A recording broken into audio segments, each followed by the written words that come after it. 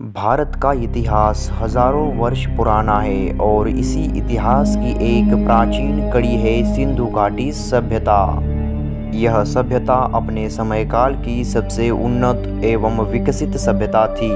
इन लोगों ने विश्व में सबसे पहले नगर निर्माण की कला को भी अवगत कर लिया था। इसी के साथ ही हमें समुद्री व्यापार का सबसे प्राचीन प्रमाण सिंधु घाटी सभ्यता के लोथल शहर से मिलता है।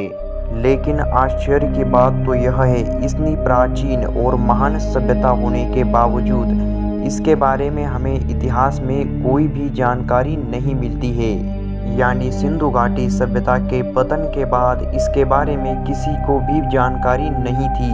तो चलिए दोस्तों, आज के इस वीडियो के माध्यम से समझते हैं सिंधु घाटी सभ्यता के बारे में हमें कैसे जानकारी प्राप्त हुई और इस सभ्यता का प्राचीन इतिहास क्या था।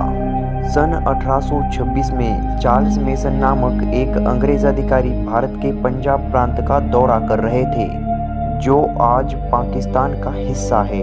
इस अंग्रेज अधिकारी को वहां पर प्राचीन खंडहरों के बारे में पता चला और उसके बाद उन्होंने लेख लिखकर दुनिया को इसके बारे में सबसे पहले जानकारी दी। लेकिन उन्हें क्या पता था, यह केवल एक खंडहर नहीं बल्कि आज से 5,500 वर्ष पुराना एक विशालकाय नगर था। उसी समय लाहौर और कराची के दरमियान रेलवे लाइन बिछाने का कार्य शुरू था। अंग्रेज इंजीनियरों ने इन खंडहरों में प्राप्त ईंटों का उपयोग रेलवे लाइन बिछाने में किया।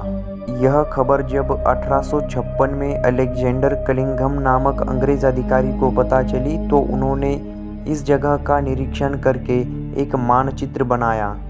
ये वही अंग्रेज अधिकारी थे जिन्होंने 1861 में भारतीय पुरातत्व विभाग की स्थापना की थी।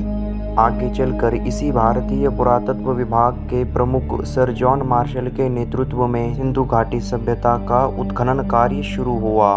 भारतीय शोधकर्ता दयाराम साहनी ने 1921 में हड़प्पा नगर का उत्खनन कार्य शुरू किया। वही 1922 में सर राखलदास बनर्जी के द्वारा मोहनजोदड़ो नगर का उत्खनन कार्य प्रारंभ किया गया।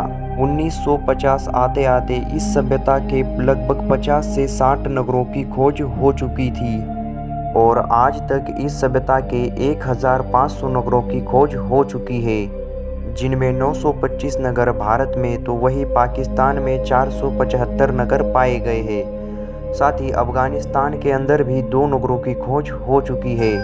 इस सभ्यता का कुल क्षेत्रफल 13 लाख वर्ग किलोमीटर से भी अधिक है। इसी बात से आप अंदाज़ा लगा सकते हैं कि यह सभ्यता कितने बड़े क्षेत्र में फैली होंगी। अगर हम इसकी समकालीन मेसोपोटामिया और इजिप्ट की सभ्यता को मिलाए तो भी इनसे 12 गुना बड़ी क्षेत्र में यह सभ्यता फैली हुई थी। यह लोग प्रमुख रूप से व्यापार, कृषि, पशुपालन आदि कार्यों में निपुण थे। यहाँ से खोजकर्ताओं को बाजरा, जौ, कपास आदि उत्पादों के बारे में जानकारी प्राप्त होती है। यह लोग मिट्टी और कांसे के बर्तनों का इस्तेमाल करते थे।